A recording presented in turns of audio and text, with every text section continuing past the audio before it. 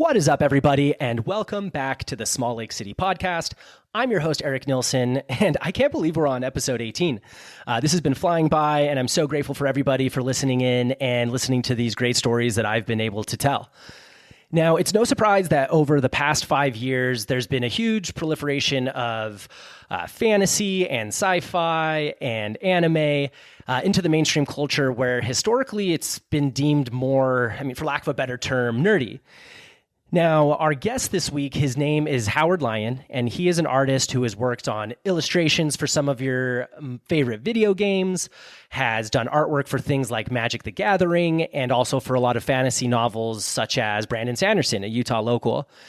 Our conversation is really fun, and I really like the things that we talk about. Like, for example, what does it mean to be nerdy about something? And odds are there's probably something that you're nerdy about. So come listen to Howard's story about how he found his way through art, was drawn towards painting, and even left behind offers from some of the biggest video games in the world to follow his real passion of painting. So let's hear from Howard about how he found art and drawing in his youth, connected him to Dungeons and Dragons, and really sparked his curiosity and interest, all the way through to him now traveling to every continent and almost every country of the world to share his art with his fans and create a community around him. So let's hear from Howard and his story, and I'll see you on the other side. Also, like I was talking when we were walking up, I always like to start these with kind of how we ended up in a room together. Yeah. Because they become very interesting. And I actually told you this on Friday because I was at your Christmas party. But so I was leaving the gym at Edison where we are now. And a lot of the people that work here know I do the podcast. I'm like, oh, have you met so-and-so here? Like, have you met this? Nice. To try to help out, which is really fun and appreciate them a ton. They're all super nice. And one of them, Kenzie, was like, hey, do you know David, Bingham, and Bell? I was like, yeah, I know David. I've seen Bell almost like 5 times a week for the past 4 months, but never said a word to her because we go to the gym at the same time. So we see each other, but we don't say a word. And then so I'm like, oh, yeah, because when I talked to David once, because he is a Salesforce developer administrator, and I work in tech doing similar things. So we talked one morning when we were working together downstairs. And so Kenzie's like, oh, like, do you know them? I'm like, yeah. She's like, well, do you know her dad is a famous artist? And I was like, my ears perk up. I'm like, go on, like, tell me more. She's like, well, there's this like card game called Magic that he's done some artwork for. And there's this like guy who writes books that's fantasy in Utah. And I was like, in my head, I'm like, Magic the Gathering and Brandon Sanderson. Like, that's the only thing that makes sense. Right. And so I'm like, okay, cool, whatever. Put it in the back of my head, figure out what I'm going to do with it. And then I was recording an episode here with restaurateur Mateo. And I was walking out, I saw David there. He was working with someone. So walk this guy out, come back. I'm like, hey, David, like, talk to Kenzie. Sounds like your father-in-law is an artist. Like, do you think you'd be interested in a podcast? He's like, well, as long as you're not like roasting him, probably. So I'm like, yeah, definitely not. So he's like, yeah, let me text him. 20 minutes later, sends me your number. And I'm like, cool. I am way too busy right now. Let's reach out in January. We'll figure this out later. Fast forward the next day, I see Belle and David in the gym. First time I ever talked to Belle, she's like, oh, nice to meet you. Sounds like you're going to interview my dad. I'm like, small world. And then David's like, well, just so you know, they're like leaving in January to go back to Arizona and going to be traveling for a while. So it's kind of like now or never. And I was like, okay, like, we can do this. Make it work. And well, then it's interesting because when I was editing the episode with John Darley, which was going on about the same time, he mentions you by name as other artists in the area. So it's kind of funny how everything led us to sit down and talk. And so, yeah, it started texting you, got it all scheduled, and then, saw you at the party on Friday. Saw your it's funny because, like, I was at the party, I was like, I wonder if Howard would see the beard. I was like, yeah. And, like, just because me and you, if we were to quote unquote commit a crime together and they were to try to draw us up, we would be the exact opposites. Yeah. I have long hair on my head. I have zero beard. And if I tried to, it'd be terrible. And then you have little hair on your head and a big, thick, healthy, mild jealousy from me beard. So it's so fun. I definitely, I should be careful if I commit any crimes. I'm a little too easily identifiable in this area. There are not a lot of beards running around, or at least not long ones. So as long as it's not like the mid 1800s where that look was more common than that. I could blend in back then. Totally. Well, Howard, I'm so excited to have you here. I'm so excited to hear a lot of your story. I love talking to artists and about their craft and what they do because as someone who, like, my day job is very quantitative, very numbers, very logic based, my other side of my brain tends to gravitate towards art and understand it better because it's such a more abstract thing and keeps me a lot more grounded. But kind of want to start from the beginning. I know that you're not a Utah native, but from, I believe, Mesa, Arizona. That's right. I mean, what was it like growing up there? I mean, were you painting from the womb, or how did it get started? What was home life for you? It kind of feels like that. I every once in a while I'll take the opportunity to go into elementary schools and talk about art. And in Arizona, they had a program called Art Masterpieces, and people would come in and talk to the kids about art. And when I go into like the first and second grade classes, I always ask, who here likes to draw? And every kid in the class raises their hand. As I go up through the grades, it gets less and less, so by the time you get to like sixth grade and you say, who likes to draw? Handful of kids will raise their hands. But by that point, a lot of the kids have found other things that they're passionate about. It might be music or sports or whatever. So I was one of those kids that just never got tired of drawing, because almost all kids draw. Yeah. At some point, pick up a crayon and love to color and sketch around. So it just continued to be something that I was really passionate about. When I had free time, that's almost always what I was doing. And then when I was 10 years old, a friend of mine, Jamie Darger, he introduced me to Dungeons and Dragons. Yes. And the first night we started playing at like 6 p.m. and we played through to the next morning, straight through the night. And it was just like, this is home. This is amazing. Well, looking at the books, seeing all of the drawings and art that were in the books, it occurred to me, well, someone does this. Someone gets paid to draw monsters and creatures and characters. And from then on, it was like, I want to be a fantasy artist. I want to draw dragons and trolls and that for a living. So before the Dungeons and Dragons, I mean, what were you drawing primarily? Just kind of whatever you saw, or like dinosaurs and more simple things until you were corrupted? I definitely drew a lot of fantasy before it. Okay. I love drawing dragons and, fairies and elves and all of that. I had read The Hobbit. Okay, I was going to ask if it came from like any literary works. Chronicles of Narnia, Hobbit, Lord of the Rings. I'd read some other fantasy in there too. But it wasn't until D&D that it was real to me that this could be a job. Seeing that someone did that and assuming, they got paid to do the work as a kid. And then D&D quickly turned into just me drawing my characters and maps and creatures, much to the frustration of my friends, because we'd get together to play and it'd be like, hold on, I got to draw this monster for the campaign. And yes. And it would always turn into this big, long, drawn out thing. So when I was prepared for it, we had a lot of fun. When I wasn't prepared, it was an exercise in patience for my friends waiting for me.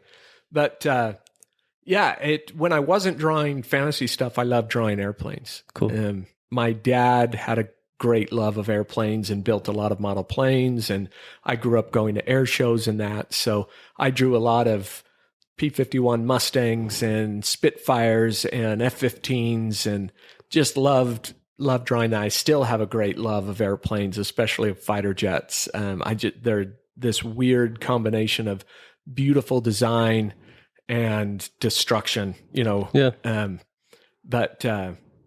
So I still love it. But the primary focus of my art is drawing people. That's been a lot of my study is around being able to draw people. And from a very young age, that's what I was really enthralled with, was drawing people.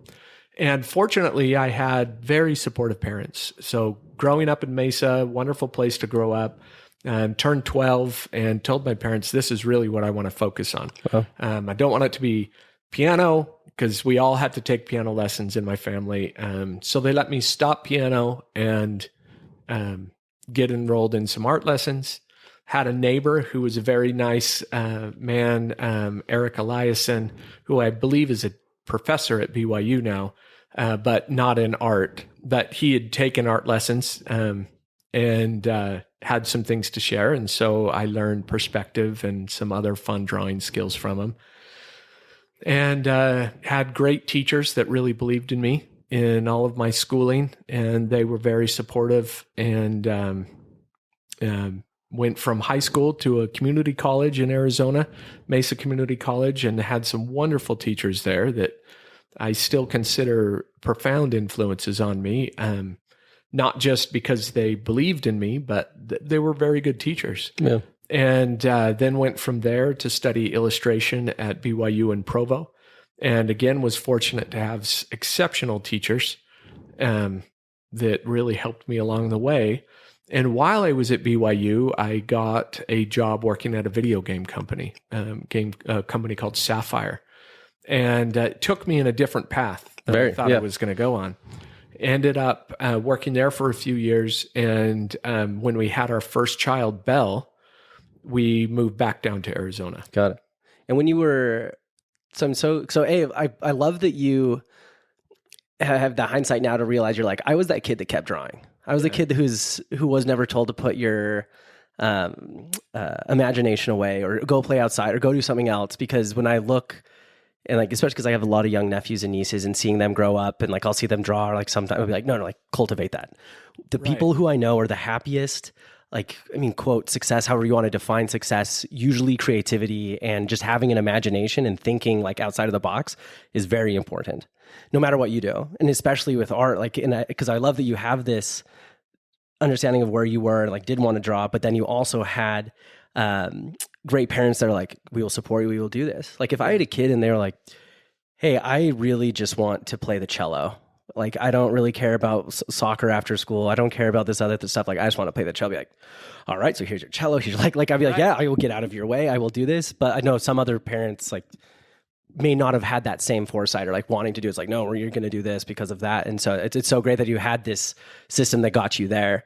And especially to the point where, I mean, obviously studied it in school, but I mean, in your studies at, community college and at BYU, did that kind of solidify that you're like, I do want to work on, figures and people, especially in this fantasy world, and especially with this kind of out of left field video game opportunity come in? I mean, how were you thinking about what you wanted to do at that point? It's an interesting question.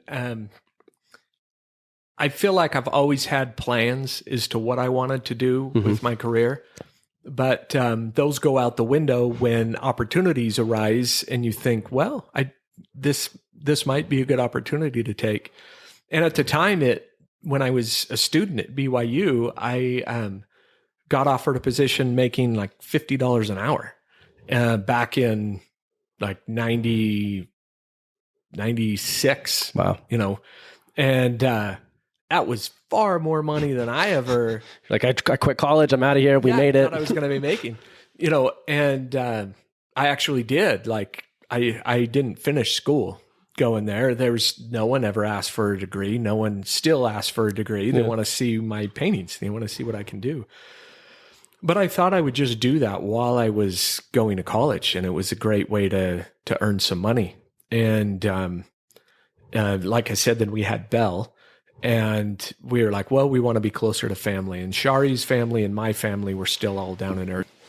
So Shari's family and my family were all down in Arizona. And we wanted to be closer to grandma and grandpa. And family's great to be, especially that first child. Yeah. And so we moved down there, and I got hired to be an art director at a video game company down there, and worked there for a few years, and then started my own video game company where we were making educational games for kids. And how was it going from, because I imagine mediums growing up was like, crayons, color pencils, whatever, right. Probably get more to school, and probably when like oils and acrylics start to come in. How was that transition from like such a tangible medium that's traditional to being like, oh, hey, we're now starting video games. Like, this is such a new way of creating. How did that, kind of like paradox work for you? That's a good question. And it's a kind of fun backstory because my dad was the chair of the Department of Technology at Mesa Community College. And my dad was a brilliant man, was always involved with technology. He did some really cool things in his career. He helped write the code that determined how the tiles on the space shuttle would be arranged to cover all of the compound curves on the space shuttle. Every single tile was uniquely cut to fit on the space shuttle. So he helped work on that. He designed the radio that Houston would use to communicate with the astronauts on the moon and was awarded a patent for it. So some really cool things. And so technology was always a big part of our household. Yeah, well, it's like interesting because it's not just like technology. It's not like he's writing just software and that's it. Right. Have this almost like perfect intersection between technology and art to be like, okay, well, how are we going to cover the spaceship? How are we going to? So he still has this creative mind that you were talking about. He has this artistic approach, but then also has this technology where it almost feels like this perfect, almost like handoff between this kid who grew up that wanted to draw and paint, but then finds himself here. It's almost like the perfect person, like give you a hand and boost you into that. Yeah. And he was a very creative person. The easel that I work on in my studio, he designed and built. It's amazing. And my cabaret, he built for me. And, just continued supporting me, through his whole life. But that kind of engineering mindset, he definitely passed on in my art. Like I approach my art in a very methodical, process-driven way, and I think it comes from my parents. Both my parents were teachers, and particularly my dad with that kind of engineering background.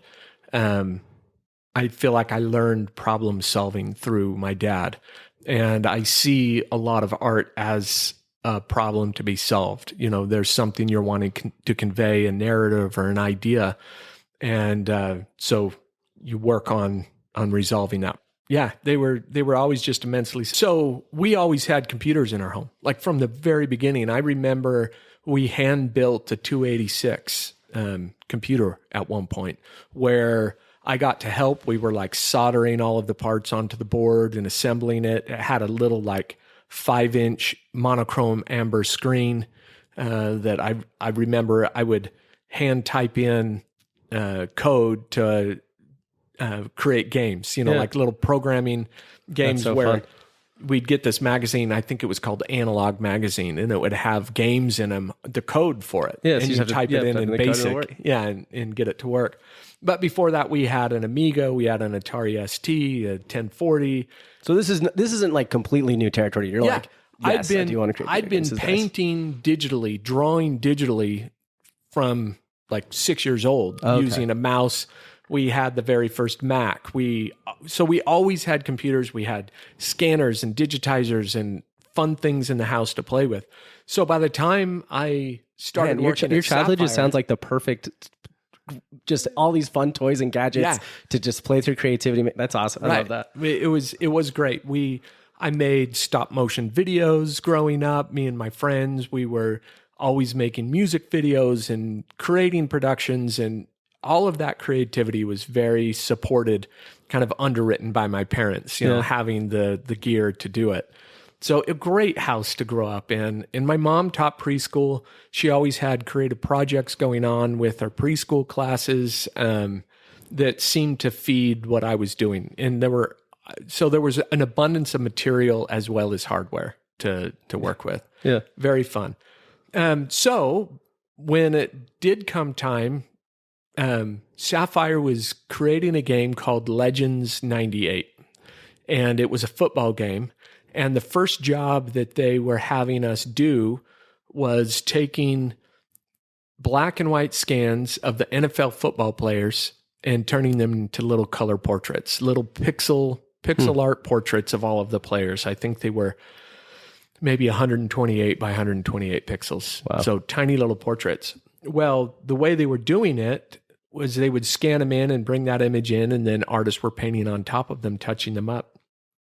When they hired me, I started working that way, but then realized I could write a little script that would take the black and white ones in and apply a preset palette to it and get it like 90% of the way there and eliminate 90% of the work. Then just going in and touching it up with a little digital tablet. This was before Wacom had tablets.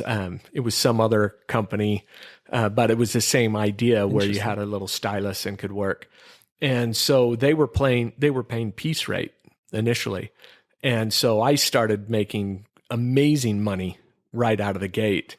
And then they switched me over to salary, and it like cut me down, quite a bit, but it was still worth it. It was still really great money working there. And I learned a lot. I learned so much about color, texture, learned how to build things in 3D, texture them, animate, do all of that sort of work even though in my heart I was wanting to be working in oils and working for gallery. But looking back on it, I recognize I wasn't ready. We would have really struggled had I tried to make it in the fine art route right out of college. Because I imagine you learned a lot of other, like, I mean, just being at a company working, there's a lot of, there's deadlines that have to be met. You have work, you have responsibilities. Right. So I'm sure that's some good lessons to learn at the very beginning of just how to do things in a like disciplining way. Work a 10-hour workday, and that's a skill that I needed to learn, to have the discipline to do that. But I think one of the biggest things that I learned working in video games was learning to work with an art director, create a product that fulfills a need. And I think a lot of artists that struggle never learn how to create a product that fills a need or desire in the market. I always talk about there's kind of a Venn diagram of what the market wants and what you want to do. And you want to try and find some overlap there so that you're working on something that you're passionate about. You're working on something that you really care about and want to do. But you create something that there's a market for. Because I think every artist has things that they want to create that there might be a very limited market for. So if you can find that overlap, that's very useful. And working in video games, working on products and seeing things fail and seeing things succeed, and being able to do kind of a post-mortem on why did this work and why didn't this work, and doing that for 12 years on a lot of different products. I think I've worked on about 42 different video games throughout my career. That's so fun. Most recently was Diablo 4. Oh. Diablo 4 that I got to do a lot of concept work on. I did a lot of work on Star Wars: The Old Republic.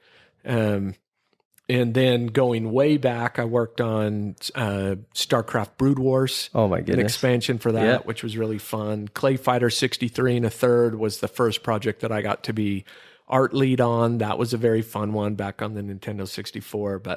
So I've worked on a range. I've worked from on the original Game Boy all the way to Diablo 4, a big range. More and more pixels, games. Different scripts. Yeah, that's right. That's right, where pixel art went from like 16 by 16 up to some of the icons that are designed. They're like, we want, do these at 2048 by 2048, and transparent backgrounds, and they can animate and have effects on them, and, very, very cool stuff.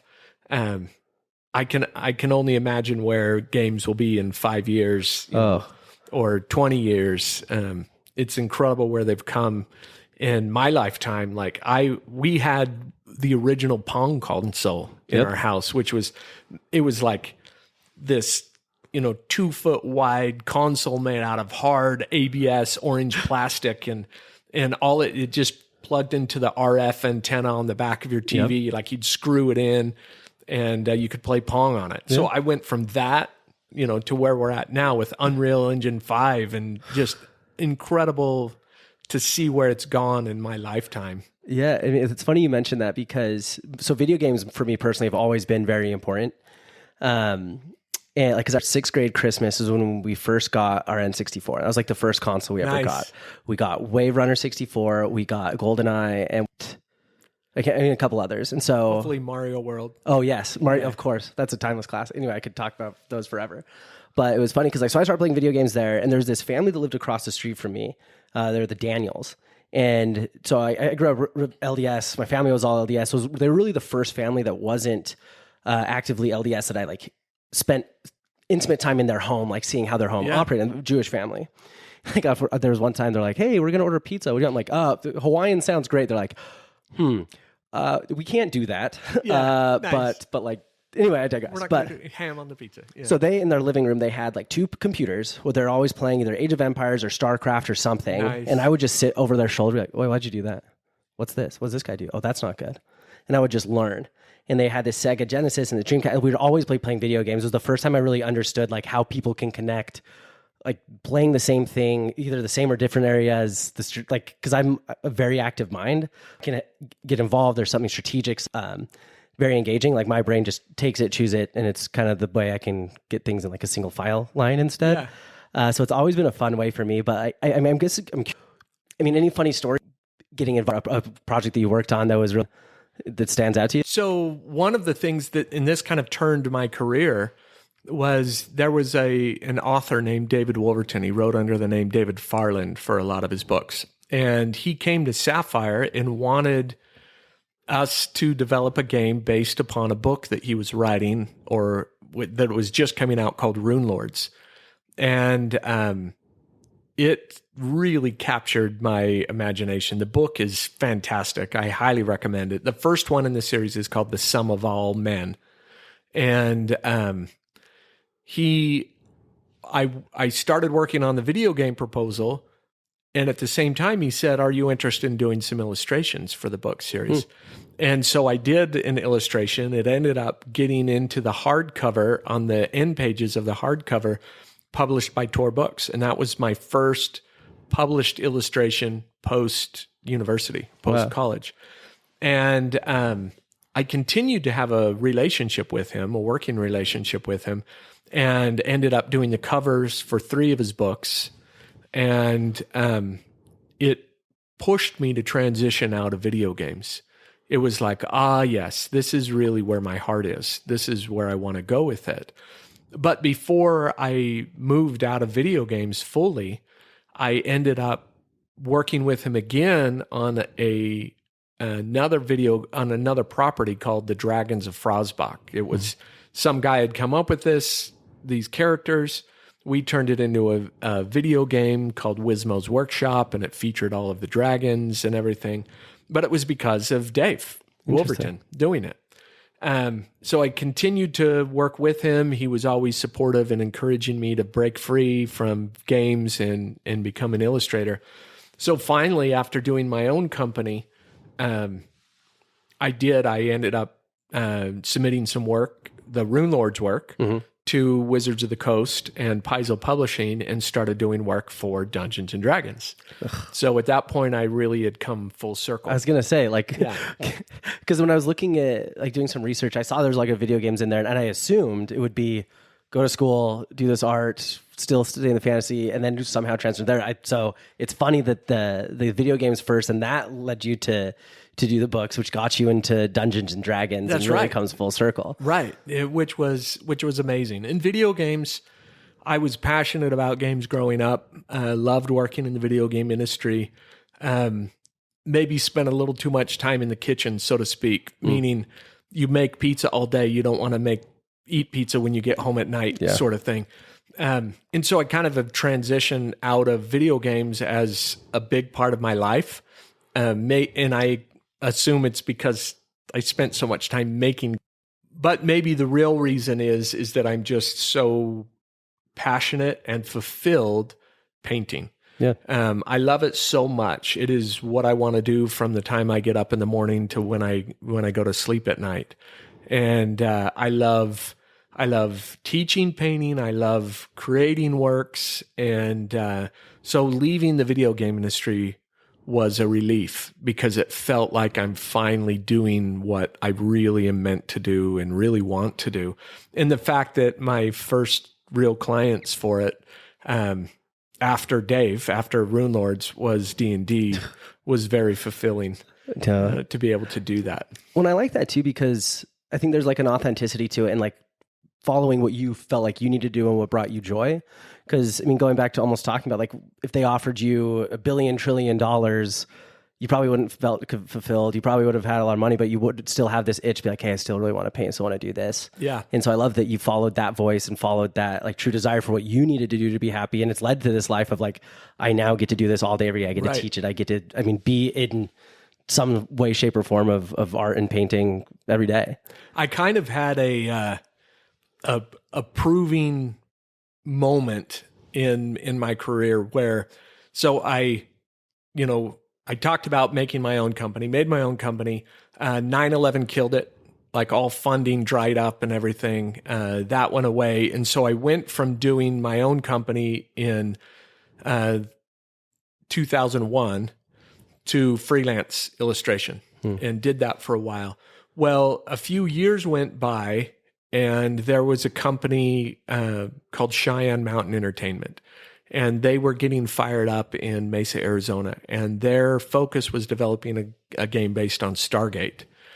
And they had me do some freelance work for them. And they kept asking me if I would come in and art direct at their company. And finally, I agreed to, even though I said I'm never going back to video games. I can't imagine it. But they were such a great group of people. I made some amazing friends there that I'm still in touch with.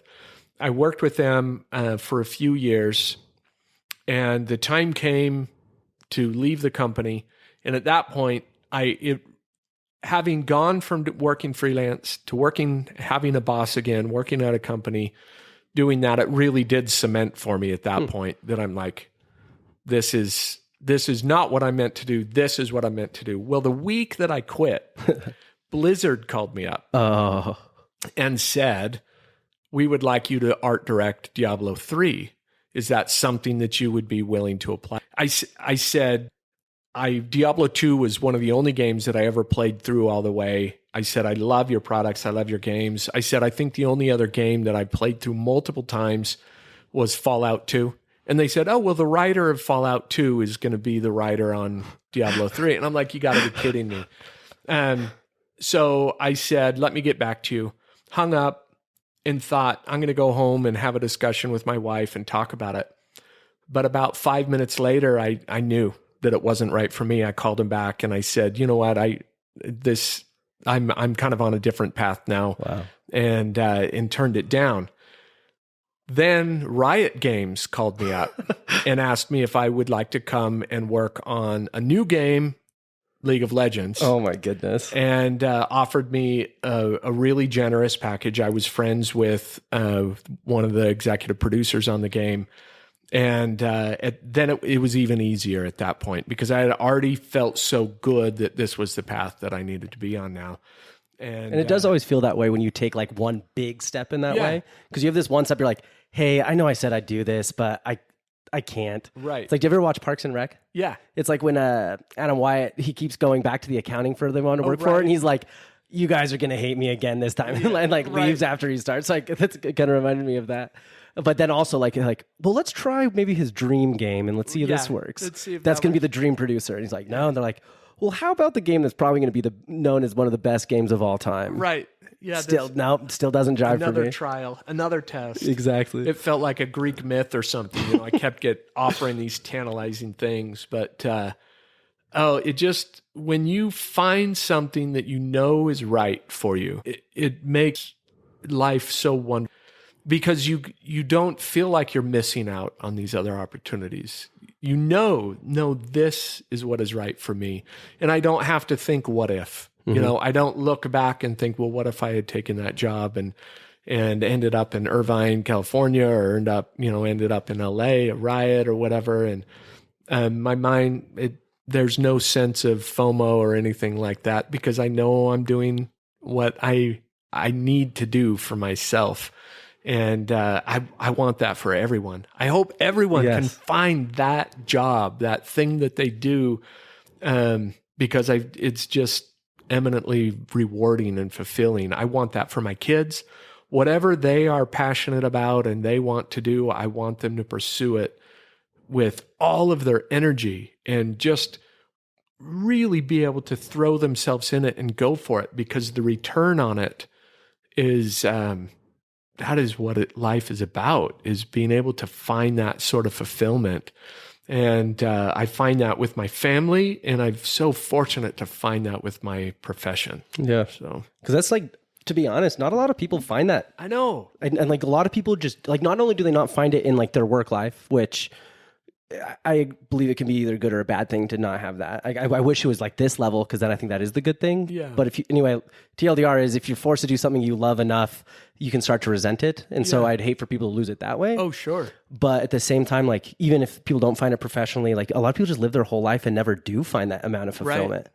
And it's sad because it's funny because as you were saying that, I like almost was like your dad, you either are a copy of your dad or you are being the perfect example of him to your kids. Because I feel like if they were saying some of the same things or had interest in these same creative outlets or toys, like you'd be like, yeah, cool, computer, do this. Yeah. Like this is what you're passionate about and want to move towards. Let's do this. We live in a big world with a lot of people, and if you are passionate about something, you can find success, like the financial success that you need to be able to do it one way or the other.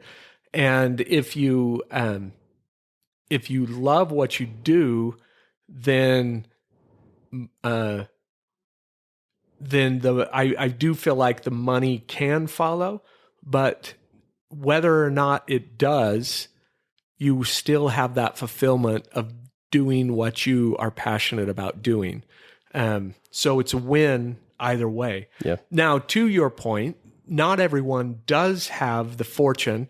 Maybe they don't come from a background or have the parents or the finance or whatever it might be to really pursue what they would love to do. That is the reality of the world we live in. I am very blessed. I'm very privileged to have been able to walk the path that I have. You know, I know of other artists whose their family was not supportive and they had a harder fight to get to where they wanted to be. And some people, the fight is too hard to be able to do it, and they have to go a different route just out of practicality. So I acknowledge that. I'm very blessed to be able to get to do what I do. So for me to sit here and say, I think everyone should be able to do what it is that they're most passionate about, I recognize that may not be realistic for everyone. I want it to be. Yeah. I wish it were. But to that end, I think it is also very important for people to have hobbies, and hobbies that they don't even necessarily worry about monetizing. I think it's very healthy to have pursuits in your life that you find rewarding and fulfilling, that you can just do with no external pressure to do. Mine is baking bread. I love to bake. I love to cook, but bread specifically has been a real passion for me, you know, to be able to do something like that. And it's very much like art. You create something, give it to someone and feed them in a way. But that's something that I wish for all of my kids too, is that they can have something, if it's not their work, that they can have something outside of it that's passionate, that they can be creative and find fulfilling in that way. Totally. No, I'm a big believer in that. Like I mentioned on an episode a couple times ago, but like I think a lot about like mental health. It's something I've prioritized a lot in my life. And like if I were to write a playbook to someone, if someone comes to me and is like, hey, I'm not in a good place, I could do better, and I had to give them like 5 quick bullet points. One of them is having a hobby and there's like nuance to it too, because I think everyone needs to have something that they can do alone, like that they can retract from the world and just be by themselves. What are that? Like usually for me, that's like hiking and running, but then also have a hobby that you can do that you need something that you can just do. There's no pressure to get better at. No one cares. Because like there's also this weird like stigma in the world where if you're going to do a hobby, you have to be good at it. Yeah. And don't you dare do something you're bad at. Right. And so you have to have something where I don't care, whatever, I'm just going to go do it and go have fun. And then something that you actually can put mental effort into and try to grow and do better. Like for example, like golf is that for me. Like it is always going to be that game that I'm going to spend forever. And then for me, video games is like I don't need to put, like there's some I'll try more, but like I don't feel like I have to show off or like try to prove anything. It's just I need to go do something that I can withdraw from and do that. And so I like that you had it that way of saying like everybody needs a hobby to do something. Even if it's not just entertaining your brain, but somewhere you can put energy towards growth and like, I don't know, it's just like a good mental exercise for everybody. Yeah. Yeah. It's so valuable. Very important. So I'm curious now. So you have this like sunset of video games. You're like, I'm running off into the horizon. We're going to D&D. I mean, how did that experience go? I mean, was it as magical of an experience you thought it was, or do you feel like you still walked into kind of this like corporate structure that you had in these video games? I mean, what was that transition like? It was fantastic. It really literally. Was. Yeah. I mean, so the first work that I did was for a game called Paizo Publishing. And at the time, Paizo had the license from Wizards of the Coast to do the magazines, Dragon Magazine and Dungeon Magazine. And they were print magazines that you could subscribe to if you played Dungeons and Dragons. And every month they would have adventures in them that you could use as a dungeon master. And sometimes they would add character classes. And it was very wonderfully geeky for people that were in that world. And it was kind of a gateway to getting into doing work for Wizards of the Coast, because they paid a little bit less than Wizards paid. So the artists that you were competing against maybe weren't as far along in their career because of the lower pay. So it made it it was kind of entry level, and it was great for me.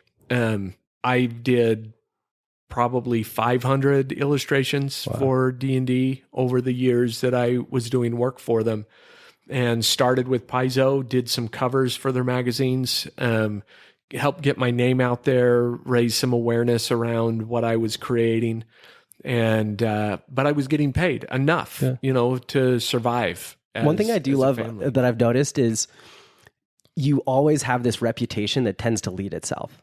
Like you build it with those people like, hey, like, please come work for us. And then literally you get a call from Blizzard. You get a call from Epic. Like, it just seems like you always hit it out of the park enough where people are coming to you for these big things and kind of making it happen. And like, it's worked for you, and you've kind of been able to use that to get to all these places you've wanted to go. It is kind of a game of leapfrog or climbing a ladder where, I was able to use my education and skills to that point to get into video games. And then I was able to use the video game artwork to do the illustrations for Rune Lords. Then I was able to use the Rune Lords artwork to get work from Dungeons and Dragons, and then was able to use the D&D work to get work from Cheyenne Mountain, and then that led to being contacted by BioWare and Blizzard and EA and NCSoft and some of these other companies that I had done some consulting work for after leaving video games full time. And so everything, it all builds. And that might be one of the hardest things as a new young artist to have the patience for, is to know that to get from A to Z, it's very hard to go from A to Z. Often you do have to go from A to B to C to D. And for me, it was each project that I worked on helped serve as a stepping stone to step up and reach a little bit higher for some of the projects and clients that I was hoping to do work for. But none of it was planned. It all just kind of like organically led from one thing to the next. But there was almost kind of the invisible hand of my own passions that it wasn't at the forefront of my mind, but was always steering things. And so, of course, I ended up back at Dungeons and Dragons because that was a passion of mine. But it felt accidentally along the way. But looking back on it, where else would I go, to do freelance work? That's what I wanted to do. So I ended up being directed there. But the fact that it took, 12 years to get there, that was the surprise. That was like something that I had the naive confidence as a college student to think I was going to be doing the exact work that I wanted to do the day I stepped out of the university off the campus. But no, it takes a while to do that. And 12 years seems like a very long time until you're through it. And then it seems like a very quick amount of time, to get to where you want to be. Oh, I love that. So it can be difficult as a young artist to have the patience to see it through. And I think it's why a lot of people end up giving up, is because they think they set up an arbitrary, finish line. As to where these like they expectations that aren't necessarily grounded in much besides what they hope and think. Right. I think everyone thinks they're running 100-yard dash when really you're on a marathon, and there is no finish line. It's like, well, just take things as they come and see where it goes. And but what you can do is train. You draw, you practice, you paint, so that you're ready for the opportunities when they do come up. I think that's the important thing. You want to be in a position and ready to take advantage of the opportunities when they arise, so that you can really grab hold of them. Whereas if you're not there working and practicing and doing the work, you might not even recognize the opportunity when it comes up, let alone be ready for it when it comes up. Yeah, no, I'm a big believer in that. Like even just like in my professional life, like I've always had like a kind of like a narrowing pendulum swing of like, okay, like this, don't like this, getting narrower, narrower. But because like at the same time, like the jobs you were doing and will do are things that may not have even existed yet. And so to have this like rigidness of being like, no, I need to go here and do this. I'm on this path, instead of being like, well, like, tell me more. This could be something, this could be an interesting opportunity that I don't know about.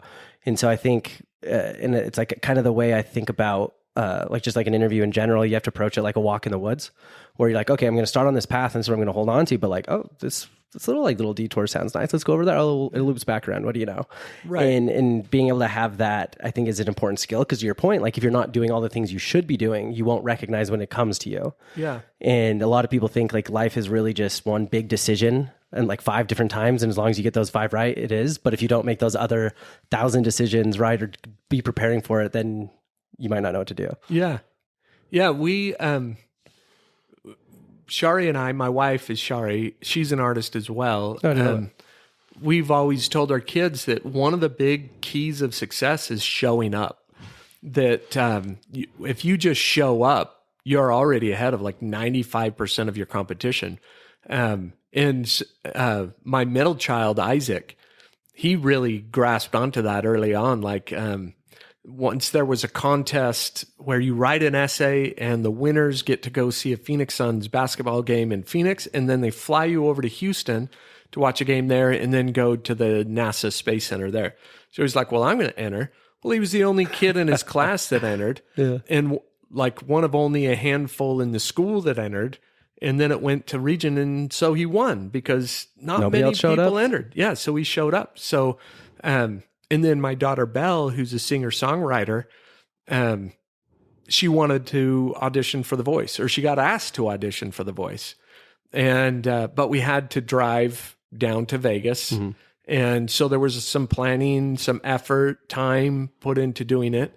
And I wonder how many people were like, that's a little too much. I'm going to do something else. But she did it. Yeah. She went and did it, got on The Voice, was on Alicia Keys' team, and then got stolen by Miley Cyrus, made it to the live show, did absolutely amazing. And since then, she's had a few Super Bowl commercials. She had one with where Aaron Rodgers was in this busy, noisy room, and he reaches up and he taps his like Bose earbuds, and Belle's music comes on. No way. That's so fun. And the world just like gets really quiet. And so that was a really cool one to see. But Belle has been very good about showing up. Yeah. That when there's an opportunity, she steps up and puts her name in the hat. So that's another thing that we've tried to instill, and that when we'll teach, we talk about people too. You need to go out and be at events and show up. And almost all of my big, meaningful connections have happened in person with someone, So I was at Gen Con in Indianapolis in 2006. And I was there talking with an artist, Lars Grant West. And he said, hey, have you ever done work for Magic the Gathering? And I said, no, I've heard of it, vaguely familiar with it. And he said, well, that's the art director for it right there, Jeremy Driver. So let me introduce you. Introduced me to Jeremy. I showed Jeremy some of the work that I had done. And he said, yeah, let me send you some work for Magic. That's how I got started with Magic the Gathering. Had I not been there, had I not shown up to the event, I would have never made that connection. Yeah. And I look at how good the art has gotten for Magic and how competitive it is, and I wonder if I would have ever had that opportunity. But now it's been a huge part of my career doing work for Magic the Gathering. And I know that it's doing work for Magic that got me in the door with Brandon Sanderson. Because Brandon's such a big fan of Magic that he recognizes that you come with a certain amount of credibility. If you've been a long-time Magic the Gathering artist, then there's a good chance you'll be able to do the kind of work that he wants for his products. Yeah. It's a good testing ground before he signs you up for the big game. Yeah. So it's just funny how, like, all of the steps, I couldn't have planned it. I didn't plan it, but I couldn't have planned it any better. Yeah. To get to where I wanted to be. You had to be in the right, again, you had to show up. Yeah. You had to, and I mean, that's again, 95% of doing it, but then also to being there and having like done good work, because again, like if you show up, it'll put you on the stage, but you still got to dance. Yeah. Like you could have been at Gen Con and they've been like, well, there's Magic the Gathering. And you're like, well, I'm here too. And he's like, those are stick figures, you know? Right. But to be like, oh, like there's reputable names. This is really good work. Yeah. You're interested. Like, let's make this happen. Not had my portfolio with me. Yeah. Like, super simple. Back then there was no iPad to show them on or anything. So I was there and ready and prepared and there's certainly been times where I'm like, I don't want to carry my portfolio around. Well, maybe I missed some opportunities that day because I didn't have it with me. But if I go to a show, I'm prepared. Now it's a lot easier. Yeah. It's like, here's my Instagram. Here's my Instagram. Here's my website. Here's swipe through my iPad. There's no excuse now. No. Yeah. If you don't have it now you think about something else. Yeah. Maybe not for you. There's a lot of things people could do. But so I love that. So you have this, the D&D, and then work on those covers, and then you get introduced to Magic the Gathering. I mean, at what time is this all happening? Are you kind of like ready to move on from Dungeons and Dragons, or are you just completely freelance at this point and kind of doing whatever comes your way? 100% freelance and doing what was coming my way, but it was 95% Dungeons and Dragons. Cool. And is that mostly like they'll be like, here's a character, here's a little summary, go to town? So the big difference. Doing work for D&D is interesting. It's awesome, but almost every illustration is really specific. So it'll be like 4 adventures in this hall with this monster. The fighter is doing this. The wizard is doing this. Very specific things.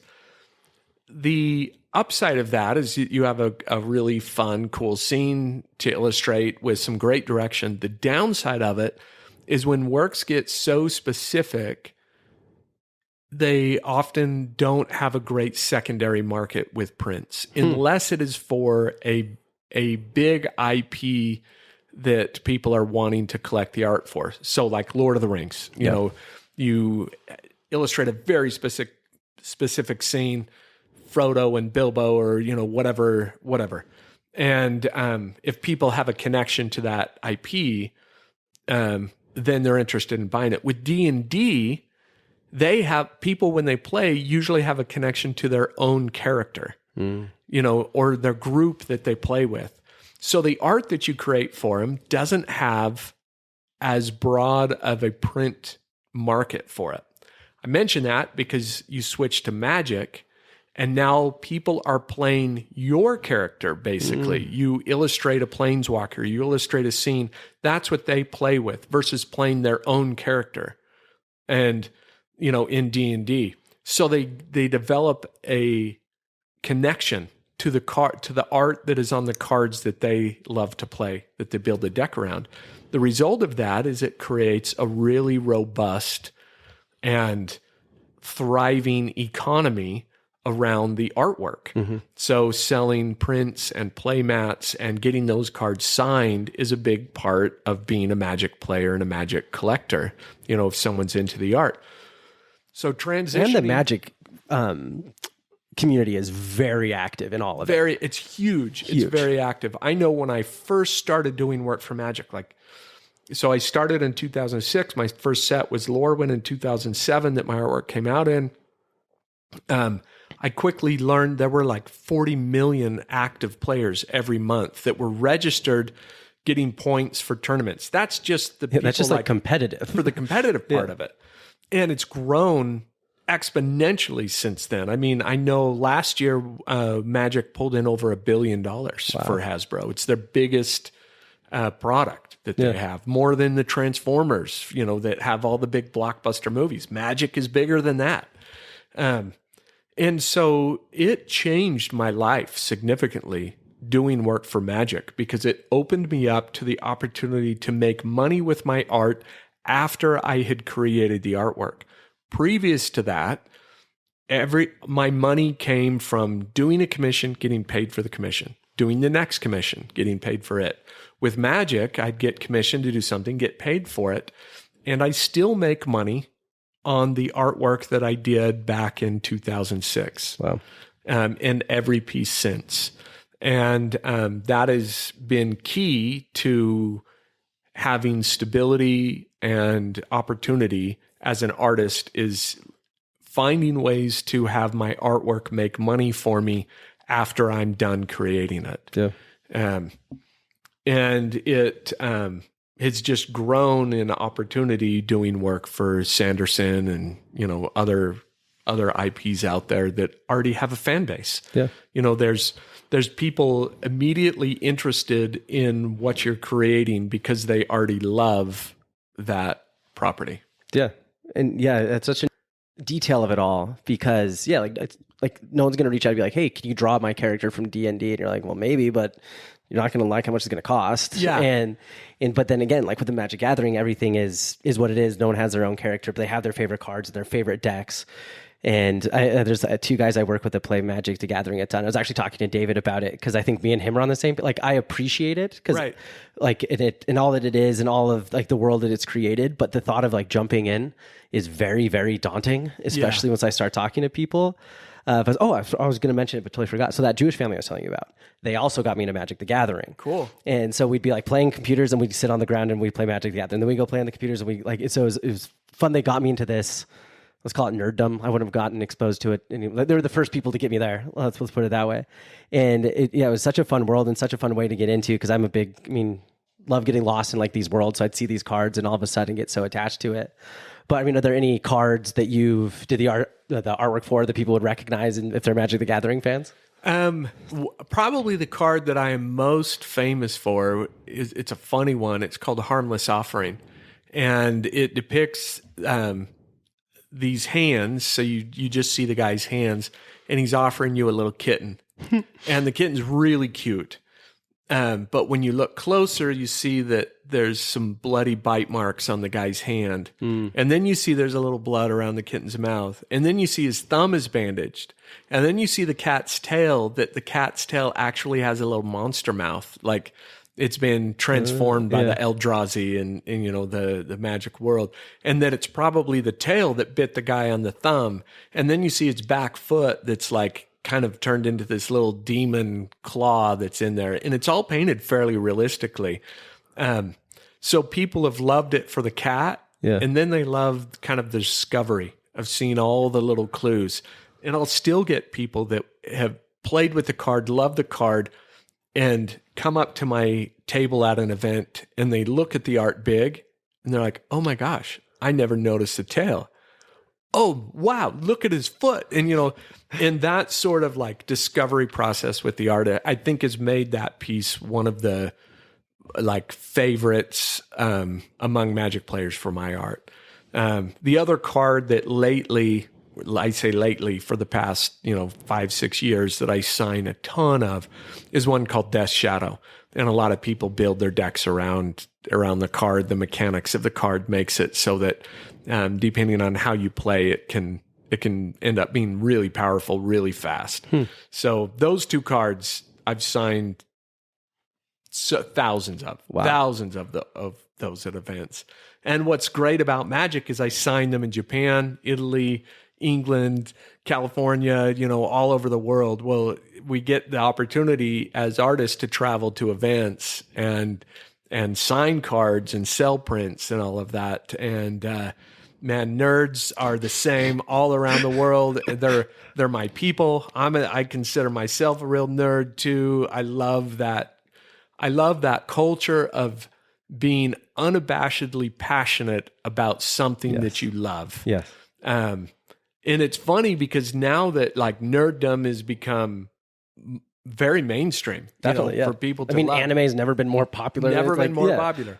I look back on my friends that were so into sports that would make fun of like D&D and fantasy and that. And I'm like, being a sports fan is just another nerddom. Like you get dressed up as your favorite player, you wear their jersey. Yeah, it's cosplay. You go with all of your friends, you cheer, you get angry, you get excited, all of those things. I'm like, man, you guys should really go to a Comic-Con or, go to some of these events. But now I really do think that line is almost erased. like people recognize how healthy and fun it is to just find something you're passionate about and go all in on it. Well, it's like, it almost goes back to your previous comment about like hobbies of like having something. And cause like I was always the kid growing up, like, cause I remember I'd always watch like Dragon Ball Z and Naruto, and I would be playing video games. And like, I was the kid who was always playing Pokemon on his Game Boy, no matter how old we got on the road trip, you know? And so I leaned into a little bit more, but like, it's so fun today where I don't know what it is. But so me and my best friend / roommate, his name's Tanner, we, for some reason, whenever we're apart, we don't really watch anime, but then we'll get together. Like, even if he's in town when he used to live away and lived in town for a week, we'd be like, have you watched Demon Slayer? I'd be like, no. I'm like, well, maybe we'll watch it. Just like these little things. Like, we're rewatching Attack on Titan right now, and it's funny. And like, but I talked to a lot of people, and like, one thing I love hearing from people is like, oh my gosh, I'm the biggest nerd about blank. Right. Because it just means you're passionate about it and you love it and you don't care. It That's can be anything. The definition of nerddom. Yeah. To me is having something you are like you're unashamedly passionate about something. No, this is me. This gets me very excited.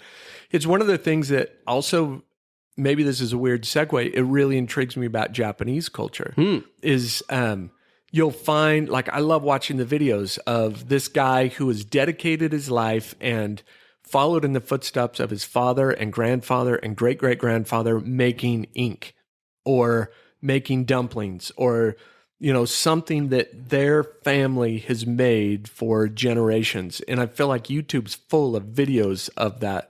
The ink one, I watched like this 1.5-hour video of this guy making ink from scratch. Wow. And And it was just so cool. And they're like, yeah, my family's been doing this ink for like 1,200 years.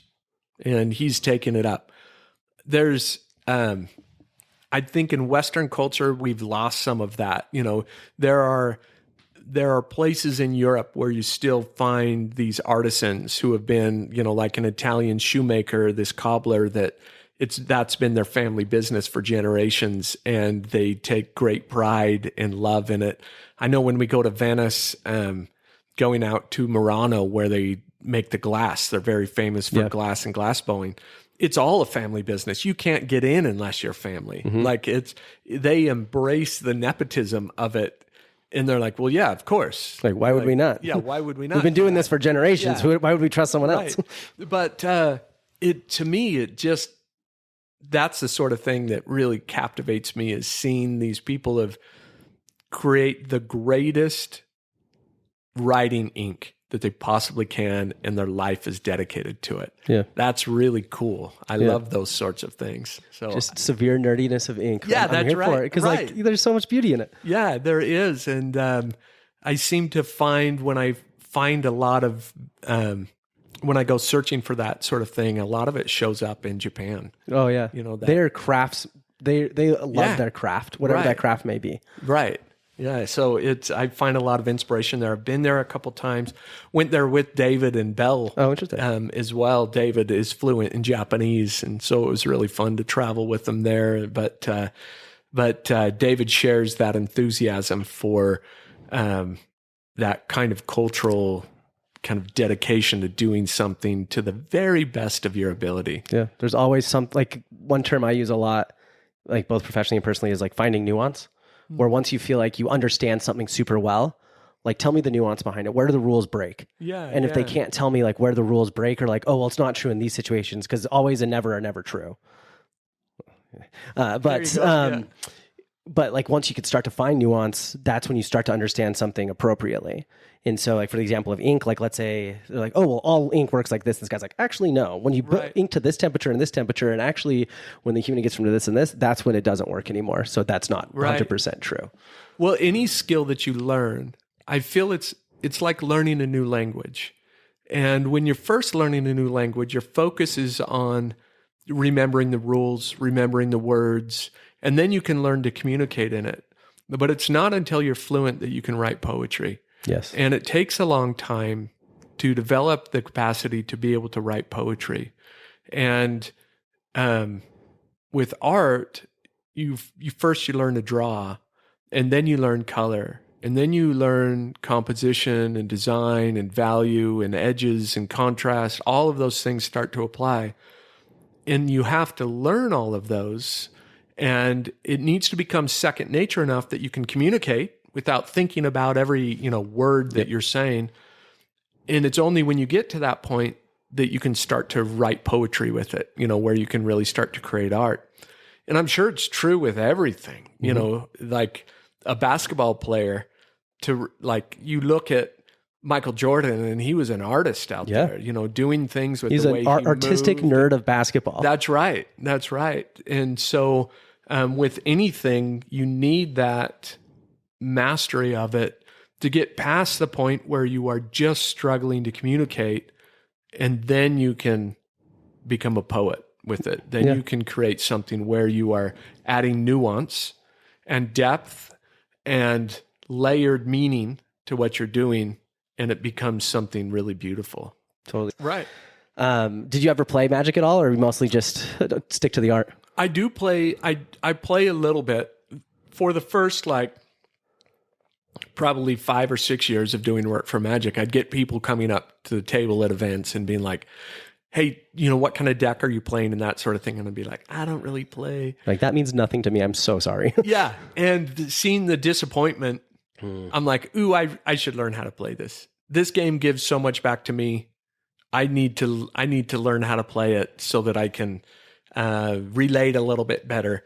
And it is a time-consuming game, and it is it's part of what gives it enough depth that people have played it for 30 years. Oh yeah, this is the 30th year of Magic's That's true. Yeah, existence. it is.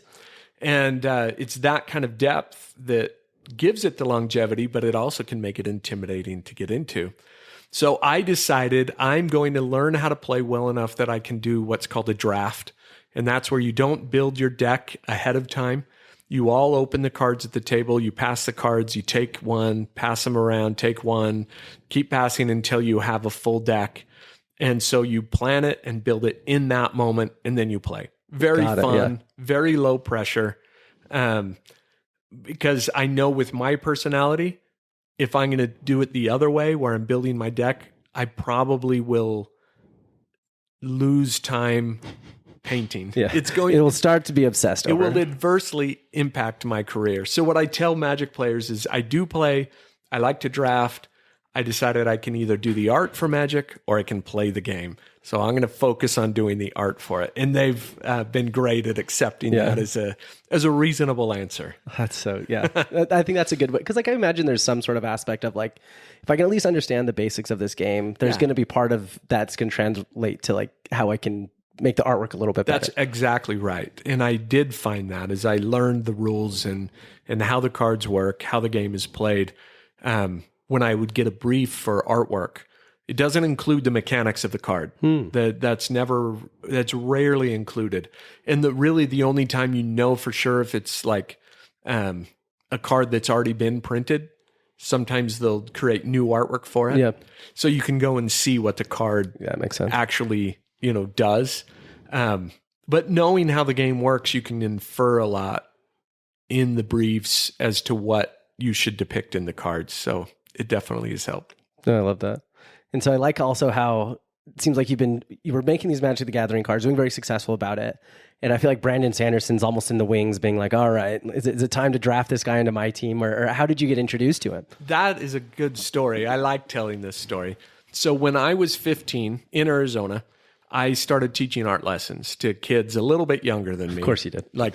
10 to 12 years old. Yeah. Because at that time, the difference between a 12-year-old and 15-year-old, feels significant. It's not, but it's that age. Yeah. At that age. 25% older, Right, yeah. So I taught this kid named Carl Agren.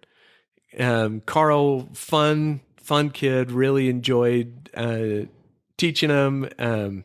Loved that family, the Agren family. Carl grows up, goes into business, moves to the Middle East, and working for a company over there.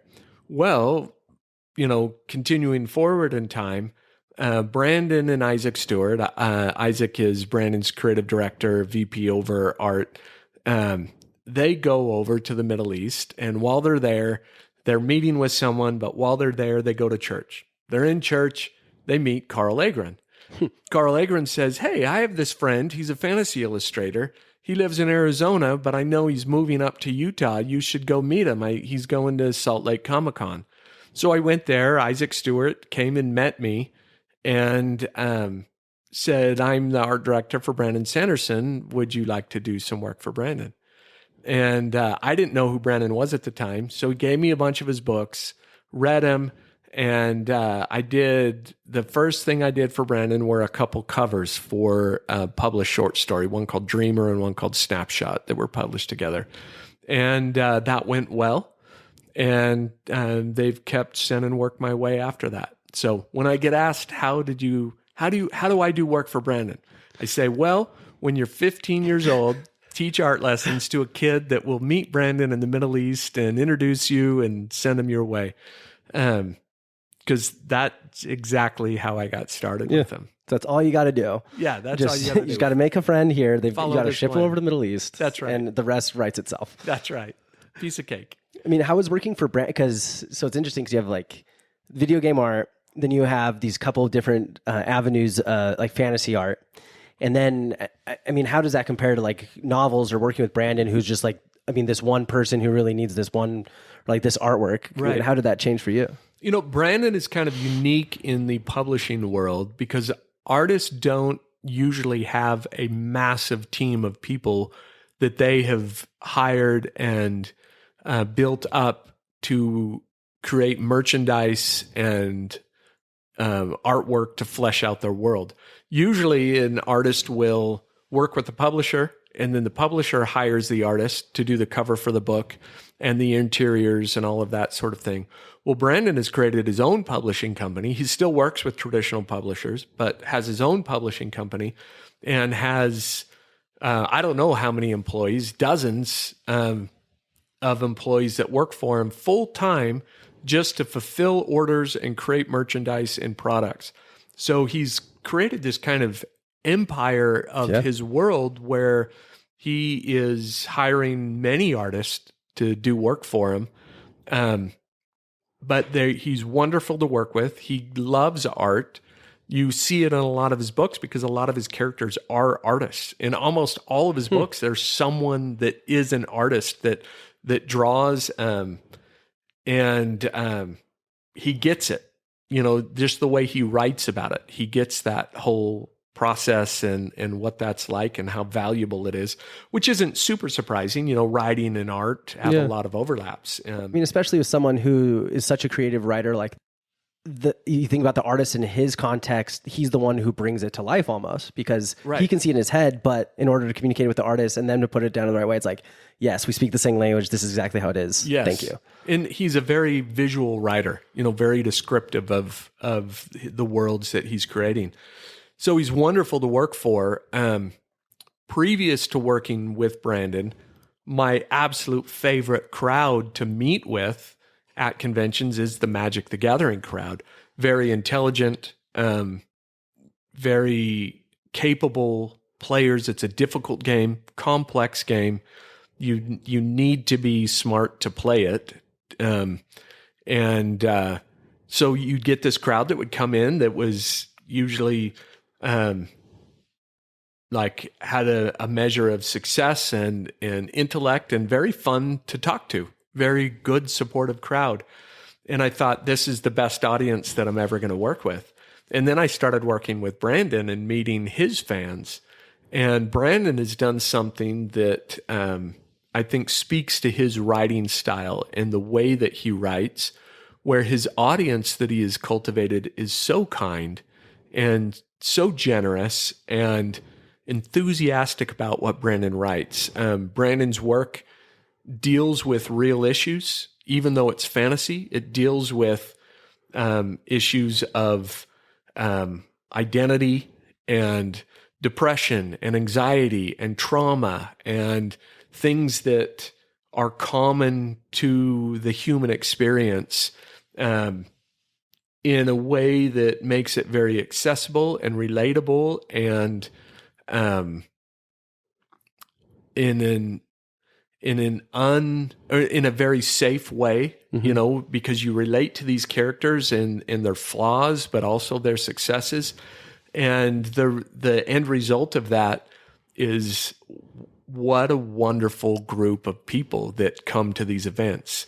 They are empathetic and patient and wonderful to work with. You know, as a creator of things for Brandon's Worlds, I couldn't ask for a better audience of people to create for. I just love them so much.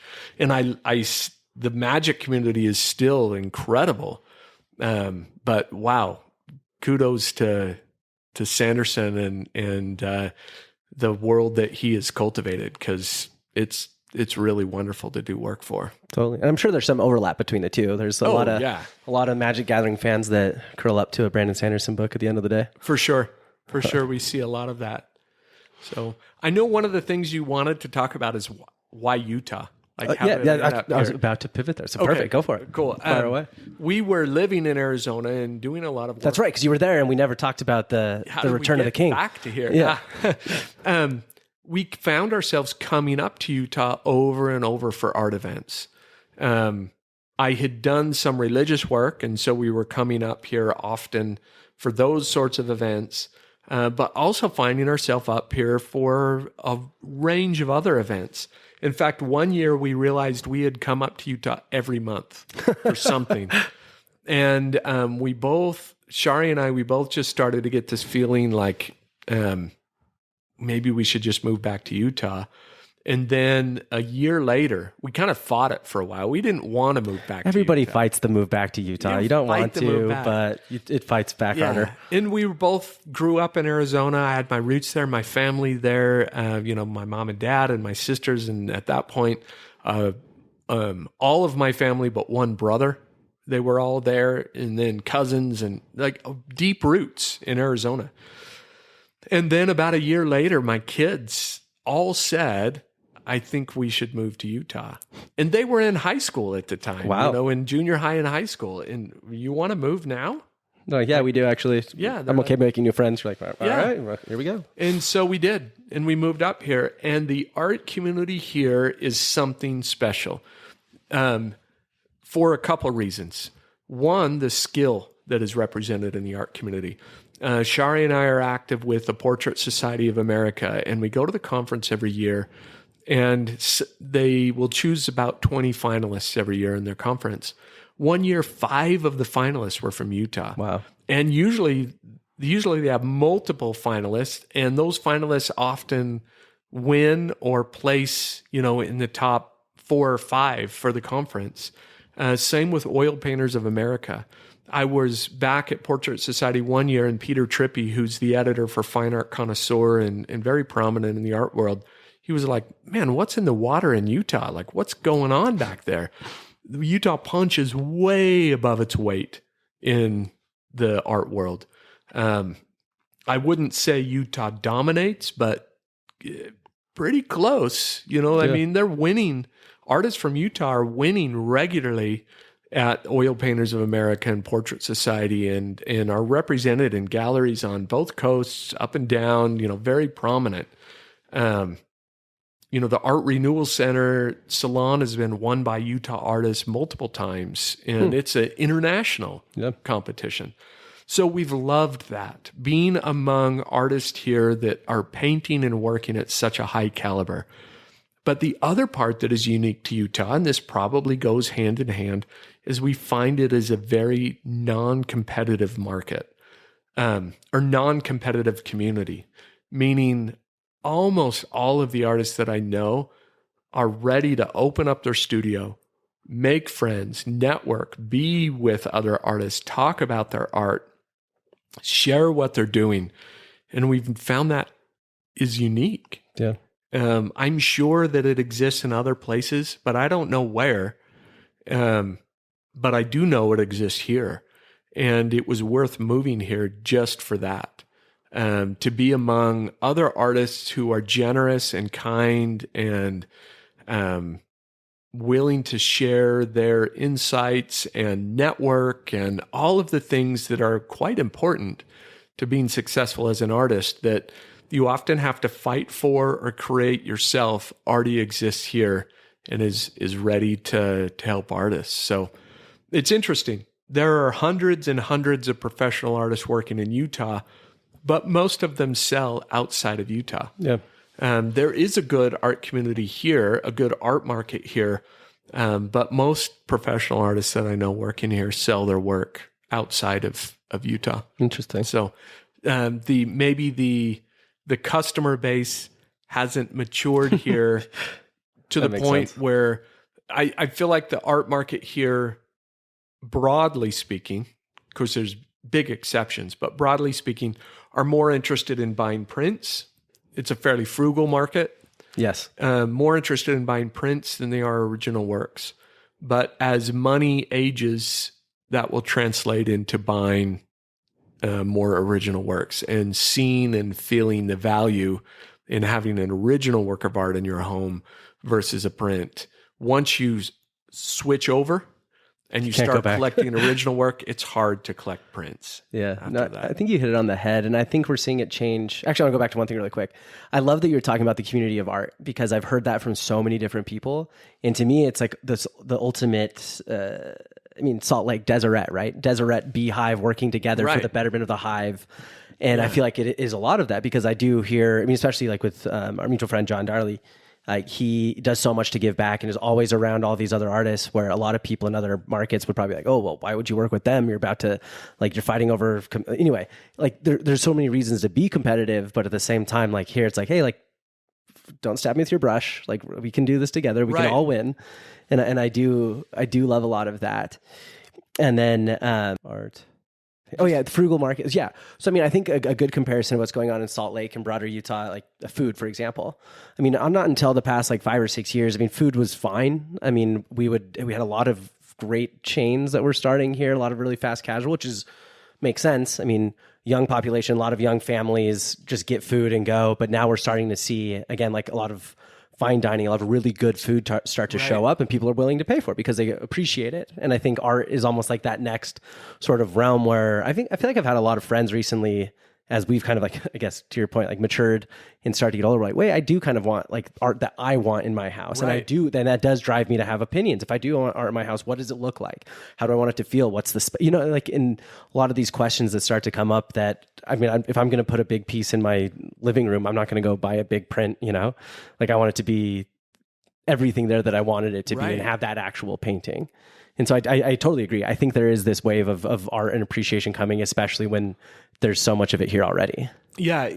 And to that end, I feel like the fantasy market is maturing. Yes. Now, in America, the Western market is huge. And in terms of total sales, it still dominates. The money put into it, the auction, the records that are being set at auction for living artists right now are usually being broken by Western art. Now, the people that are buying it grew up with John Wayne, Gunsmoke, Bonanza. That was their fantasy, growing up, were Westerns. Well, now we're starting to see people that grew up with Star Wars, Lord of the Rings, even Harry Potter, more recent, who now have disposable income. Now are in a position where they own their business. They have the ability to buy what they want. And we're seeing a shift towards fantasy art. And I think that will continue to grow for the next 30 to 40 years. It'll be interesting to see. There is a fine art shift to superheroes, with the Marvel wave continues. Yeah, with that, I don't know if that'll have a profound, broader impact on the art market the way that I am seeing the shift to fantasy away from Western. Western art is still huge, still massive, and it will continue to be for a long time. I think there's something about it that has a resonance that will continue for a very long time. But we will see more and more fantasy art achieve prominence, and maybe the linchpin to that is going to be George Lucas's museum that will be opening up in California. That is like a museum. I can't remember the exact name, but it's basically a museum of visual storytelling.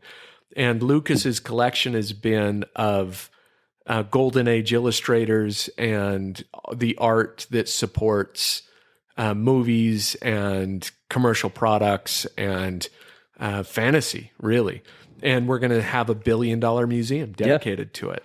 And people will eat it up because it's like interesting with Star Wars because, and like there's a couple things that are getting there, but once you can make something carry on the same passion towards the next generation, it's never going to stop. Yeah, that's like right. That's happened with Star Wars now. It's happened with like the one that comes to mind to me is like Pokemon, where it's like that keeps perpetuating. So I think those are these waves that we see storming towards like, oh, yeah, it's headed towards like the art that people are going to be purchasing 5, 10, 20 years from now. I agree that it'll be an anchor that is not going to go away. It's big enough that 100 years from now, that museum will still be around. The way it's being built and funded, and we'll have the money behind it. And so, to me, that is incredibly exciting because fantasy as a genre is very important and it gives you empathy for someone. You can go on the adventure with Frodo and Sam and see the sacrifice that's made and read about all of the adventure that they go on and come away with it and feel like you got to be part of it. It's the value of any book and any writing of gaining knowledge, but fantasy in a way, I think is eminently accessible to people. Because you can put yourself into those roles, and people often do. It's why you see people dressing up as them. And exactly. They feel so attached to this person. That's right. And especially something that's so like detached to actual reality, but also is still so comforting that it is reality. Right.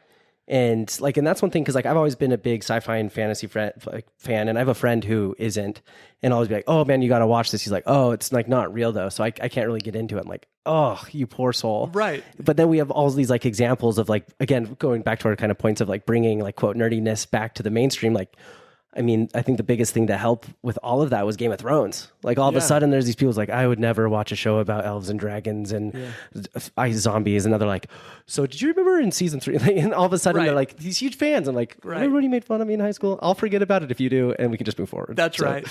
Yeah. Well, I remember as a kid, the first death I ever cried about was a character in a book. It was a Dragonlance novel, and this spoilers can't really be spoilers when it's if they haven't read it yet, they probably won't. Yeah, sorry about it. This dwarf character dies, and I remember breaking down in tears. It was like 1 a.m. Went into my mom and dad's room and crying, and they're like, "What's wrong? What happened?" And I'm like, "Flint died," and just remember sobbing. But dealing with that sense of loss through a book was very real to me, but very healthy. Yeah. To deal with that. And that's one of the values of reading books, but I think especially with fantasy, with fiction in general, is that you can experience things like that. And when a good author draws you in and you are embedded and invested in that book, you can experience things that you wouldn't escape. So outside of, painting, spending time in the studio, how else do you like to spend your time? My wife and I love to travel, and we've had the good fortune of being hired to lead some tours in Italy. Fun. And we're going back, I think, for our 10th one in October. And so we get to lead a tour and see great art and eat great food and share kind of that passion with people. But magic has given me the opportunity to do a lot of traveling too. I kind of mentioned that earlier, where we've been all around the world with it, from Japan to London to Paris to Italy, and then all through the US going to events. I really love people. I love meeting new people and talking to them and hearing about their passions and the things they care about, and doing that as an artist has been just so wonderful to be able to do. So travel, that's definitely up there at the top of the list. When I think about retirement, it's like, well, what would I do if I retire? Well, paint and travel. I was going to say, it's the same thing. Yeah, well, I'm doing that now. So one of the things that I've been trying to add into what I do, and I consider it a different skill, is what is called plein air painting. And that is where you take your gear and you go and you set up outside and you paint landscape or from life. It can be a person. So we recently put a trip together in Hawaii where we had 19 artists. We all went over and rented a big Airbnb. It was right on the beach.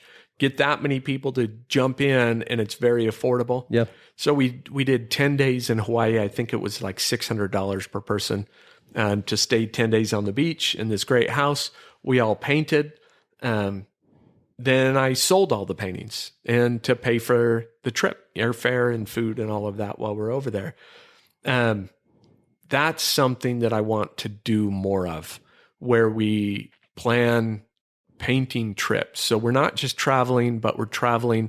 You set up in a place, you really get to know it when you paint it. There's something, artist Soroya said that drawing is a it is a more truthful truth. Something along those words. I'm paraphrasing. But basically it's like simplifying reality into a more distilled truth. And where that becomes evident is you might say you're sketching someone's portrait and they have a very distinct feature or mannerism or way that they naturally sit. And when you can capture that in a drawing, it removes all of the noise and distills it down to kind of this very beautiful, simple truth. Yeah. And plein air work is kind of like that, where you're needing to look at something and distill from the massive amount of information in front of you down into a very simple, eloquent statement. And that's something that I'm wanting to get better at, is being able to just look at a scene and summarize it in a very quick expression of paint. Well, it's to me, after hearing, like after our whole conversation, it seems like the perfect thing for you because you love traveling. Yeah. You love painting. You love being around people. Right. And you love helping people become better painters and helping people around you. So, I mean, if you were to be like, hey, I'm taking up Muay Thai, I'd be like, good for you. Maybe it doesn't a little, if you are looking for something different than the norm, that definitely counts. Right. But no, it's fun to see how people, I mean, like you said, just keep finding the joy and the passion and following it, no matter how nerdy or odd it might be. Like I always, like one of my biggest pet peeves is when someone calls something weird. Yeah. Because weird is like a word, because I try to use words at the right time. Like we have such a great language and so many words to use that I hate using the wrong one at the wrong time. And whenever I hear someone say something weird, like, oh, Howard, that elf is weird, it's automatically closed-minded, it's negative, yeah, right. It's condescending, and it's not a bid for connection of what it actually is. Right. Whatever, when you just instantly change that word to interesting, like, oh, that's interesting. Now you're curious, you're a bid to connect, tell me more, I'm interested. And so I try to be more interested in things than thinking things are weird. That's a good way to approach life, for sure, because it usually is just a lack of knowledge that makes something seem weird. And, well, Mark Twain had a great quote that said, travel is the enemy of prejudice. Mm-hmm. And that when you learn more about something, then something moves from being weird to being interesting. Yeah. You're like, oh, that's why you hold those beliefs, or that's why you love whatever it might be. I always think of balut. That, that, I've had balut before. Fermented duck. Yep. Which to most American palates is like, what? You see like feathered duck, embryo and think there's no way I could eat that. But for some people, that's a wonderful delicacy, maybe even a comfort food that they have in that. And so that's just, it's evidence that it is lack of exposure to culture or proximity, all of those things that come to make one person love a certain food and other people go like, oh, I could never eat that. So I want to be the person who can be like a sponge and go into other cultures and try and be open-minded, try and remove biases and just fully experience what they experience and hopefully be richer. That's probably impossible to do, but I want to do that. It's a good goal to have. Try to do that. Yeah. Because, there's so many of us on this planet, and so many varied and different experiences that it would be so narrow-minded and limiting to assume that I'm on the best path. Yeah. Because there's too many other great experiences out there. Yeah. No, I totally agree. And if you're closed-minded, then if you honestly can look yourself in the mirror and say you are better than 7 billion other people, right? Wow. Right. Yeah. To assume that sort of arrogance of your own experience, the short time that we all have in this mortal life, to live here, whatever your beliefs are, it's a short period of time. Yeah. And to think that you've got it right, that's sad. Yeah. Yeah. Well, Howard, I want to wrap up with 2 questions I always ask everybody at the end. Number 1, if you could have someone on the Small Lake City podcast and hear their story, who do you think you'd want to have on here? So I have a good friend, Micah Christensen. Okay. And he is one of the owners of Anthony's Antiques and Fine Art. And he has this path where he's studied opera. He has a PhD in art history. He works with some amazing clients through his job. He is someone who, like me, he introduced me to fly fishing. And the first time I went fly fishing, I knew nothing about it. The second time I went fly fishing, I had consumed 20 hours of YouTube videos, read about it. I get very fixated on something. Same. And he's the same way.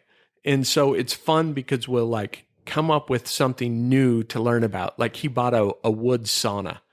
And Sure. The first time I'm in the sauna, he had the little wool hats from Finland to wear. We had eucalyptus leaves soaked in water where you could beat yourself on the back and on your feet. And he's just passionate about whatever he does. And like we talked about, nerds. He is very much a nerd about the things he is passionate about.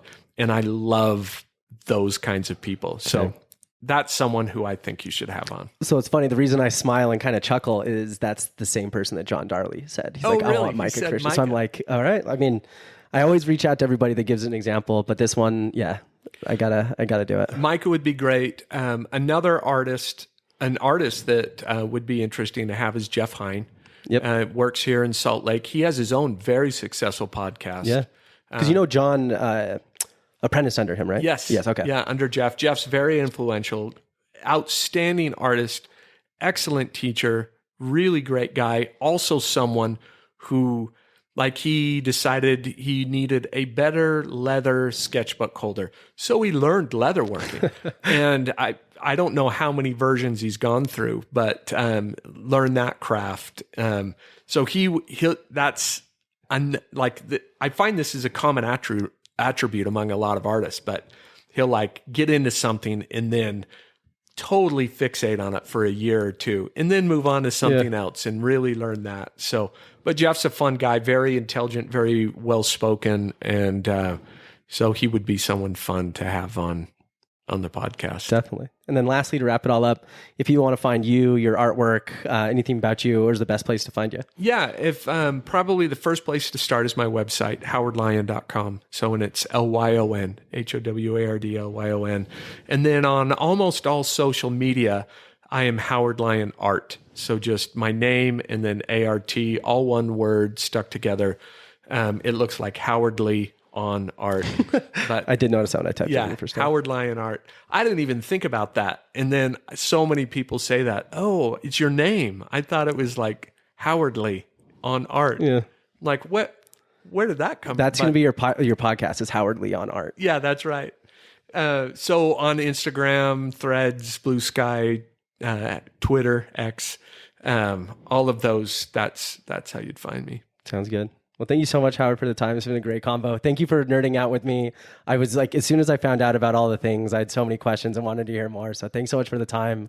Excited for you to travel. I'll have to keep an ear out for these art trips and we can do some plein air Very cool. fun stuff somewhere. Thanks for having me. Thank you, Howard.